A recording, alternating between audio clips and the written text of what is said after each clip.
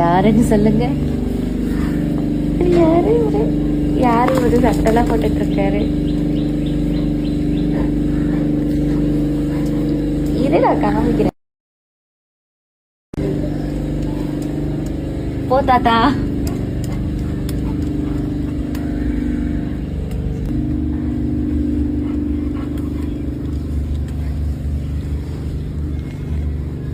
Milo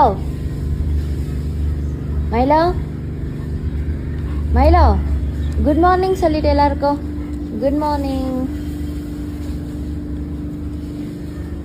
சாருக்கு நேற்றுலாம் ஒரே குளிர், அதனால வந்து மம்மி டிஷர்ட் எடுத்து போட்டுக்கிட்டாரு.